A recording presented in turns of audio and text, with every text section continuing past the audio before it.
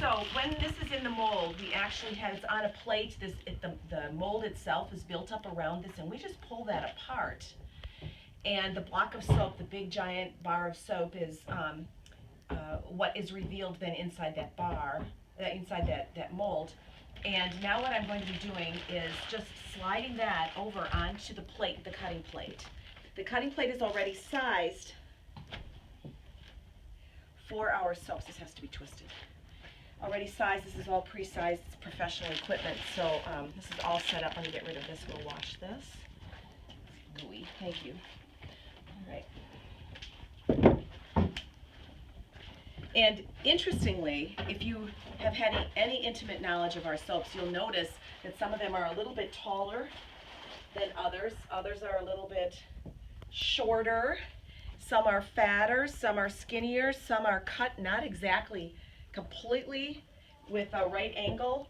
And that is because when I first started cutting soap, I was actually pouring it into a very flat box and cutting it all with a sharp knife. And I got pretty good at cutting them to almost equal sizes, but everything was completely hand cut, and so of course you never get one bar that's exactly like another. And that was really important to me when I had this cutting system made. It was made custom for me, and you can even see if you look at the wires, some of the blocks are smaller, some are bigger, and if you really look closely, some aren't even completely at like a right angle. The wires aren't at right angles to each other. And I am known actually at that company that made this as, oh, you're that one, because everything is usually done very symmetrically and all bars are exactly the same size and all that kind of thing. And it was more important to me to have something that really looked handcrafted versus having something that was absolutely perfect. So now I just put this right on top. I've lined it up on the plate and set this down. Now I still have to line it up just to tweak it inside these wires. And if you've ever seen us on Friday nights, if I'm here late at night, if I was here late at night, I'd have my lights on, especially in the wintertime. People would be parking out here to be going to the restaurant next door, Casa Tequila, and I would be sometimes struggling with a very, very hard bar of soap to the point where I've occasionally had to kneel on top of this to make it go down. That will not be the show today. It goes pretty easily when it's not so hard, right? So then I take these logs and we set them aside. Very carefully have to take them out. And these are quite warm inside. And they're a little sticky. So we're going to actually let them just sit for a minute while I switch the plates.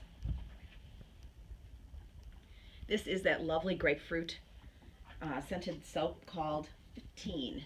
Ooh, this is really warm. We really have the center. Ooh, it's gooey. Ooh, that's really soft.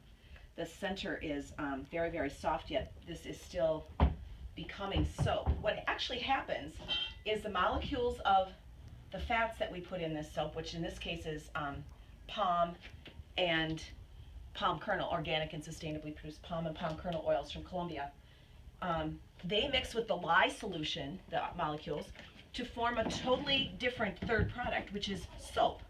And this is still in the process of having that happen. And then we get little dips in there for my fingers. It's the one thing when you have handcrafted soap, you can see sometimes the imprint of the person who actually made it right on the product.